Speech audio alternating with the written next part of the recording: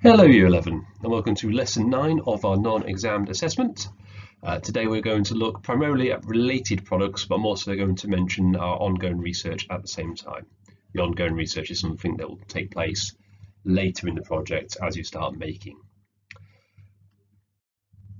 So the related products, possibly taking up about half a page, depending on your project. It might be a little bit smaller, might be a little bit bigger. So what we're looking at here is what key pieces of information do you need to know to make your product? There's some work examples on the next slide. So what size of components are going to go into your product? What size of items are going to, interact with your product? And then what anthropometric data do you also need to know? So how big are people or the parts of people that might interact with it?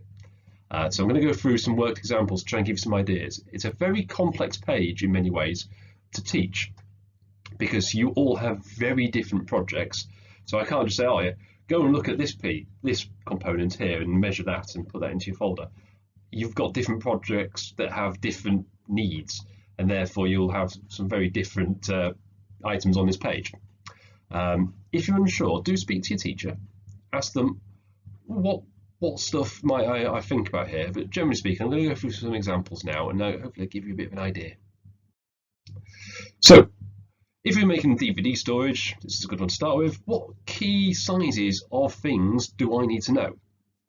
I think the obvious one would be, how big's a DVD case? You're going to have to take a DVD, you can see quite a few probably behind me, photograph it or get a picture of the internet, measure it, and then say, okay, I'm going to need to make sure each shelf is this size, or each bit that's going to hold the DVD is this wide. You're going to need to know those sizes. Okay, there's no point making a shelf that's this big, okay, without making sure that the DVD is actually going to fit into it, or too small, too big. A desk lamp, another example there. What parts make up the lamp?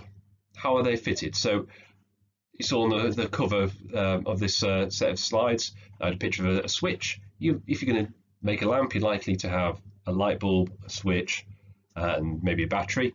You're going to need to know the size of those. You need to know how they're attached. So a switch will need a hole a certain size for drill to slide it through. These are things you're going to have to find out. And it's all well and good. You can go on the internet, but I suggest at this point you probably ask your teacher to say, what do you have in stock? Then the other option, wallet, another idea. You need to know the size of maybe credit cards, cash. Probably need to know the average size of a pocket. So measuring some pockets might be useful. It's all well and good. It holds everything, but it doesn't fit into a pocket. It means it's a pretty rubbish wallet. I know I've got one student this year making a hedgehog house, so I'd like this as an example to give you a real idea of how weird and wacky some of these things might be. If you're making a hedgehog house, you're going to need to know the size of a hedgehog. Seems obvious, doesn't it? But that needs to be in your folder somewhere to show that you've considered it, because you don't just make it and go, well, it might be the right size or not. You need to actually know it's the right size. Okay, particularly if you want to push for the high marks. Okay, so the task itself. What you need to do is you need to get some pictures, either taken photos or going off the internet, of the different items that are going to relate to your product. I know some students may be making things that are going to interact with a door. Well, you need to know how thick the door is, how big the door is, so you know how big to make your product can be. Same with if it's going to live on a desk, how big's an average desk, how much space you're giving on the desk. But I've sort of given an example here working through the light. I know we've got a few students probably working on lights this year. So you're going to need a source of light. Okay, so how big is that source of light? How does it attach? How much light does it give? What power supply does it need? These are things you're going to need to find out. Switches, size and shape again, so you know what size hole maybe you need to put in for the switch. Power supply, how much power they give.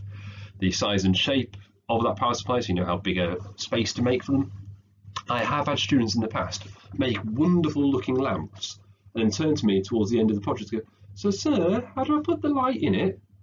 This needs to be thought about in advance, because otherwise the project doesn't work. So you need to have a good idea of how the light is going to get into the product.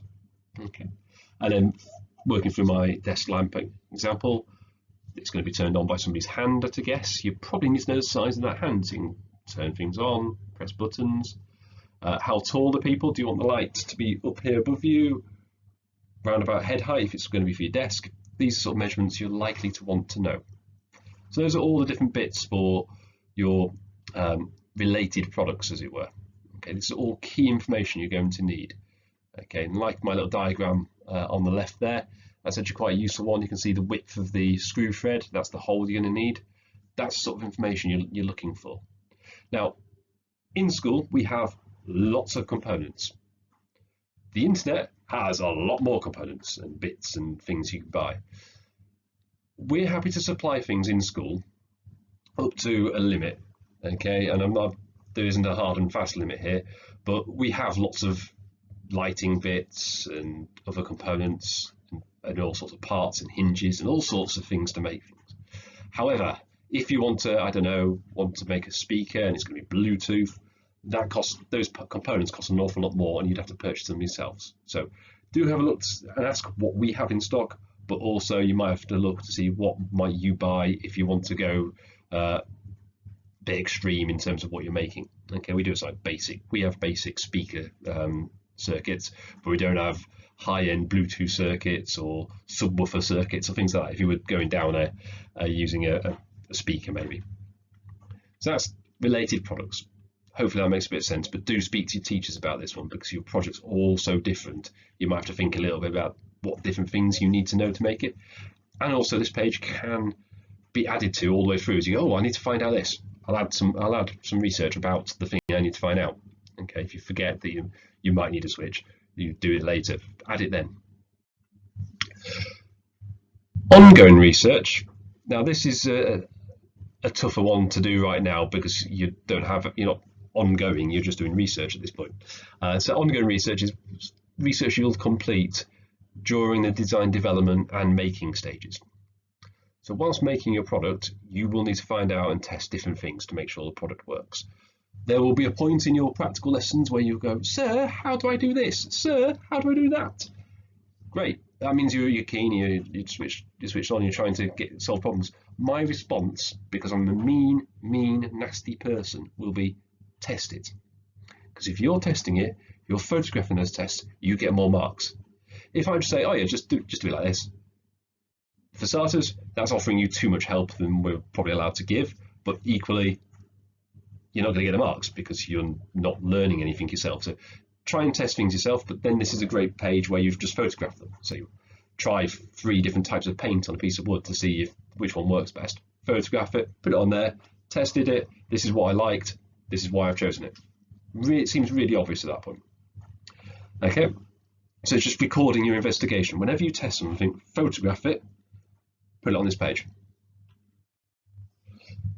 So like I said, we're going to do it later. So you take photos of the testing that you did, okay, bits that went well, bits that didn't go well. Add notes to say what you learned by doing them. So it might be that you learned nothing. So actually I did this and it all failed. That means you probably decided not to do that. So that's something you'd learn. Even if it all failed, you've learned what not to do. Okay, so that's really useful. Okay, so things that might go on this page, and it's different for every project. Joining methods, you might test those. Different types of finishing, like paint, you might test them. Trialing different laser cutter settings because you want to see how deep a cut goes or how accurate an engrave might be. Different manufacturing techniques, you might trial some different wood turning, or you might trial a different way of cutting. Testing circuits, there's loads of different bits in there you might want to trial out, and it's, as I say, different for every project. You guys can just do what you can with it. Okay, it's just about recording your mistakes in many ways. Okay, hopefully that's all really useful for you. Look forward to seeing what this page looks like, and take care, and I'll see you all soon. Bye bye.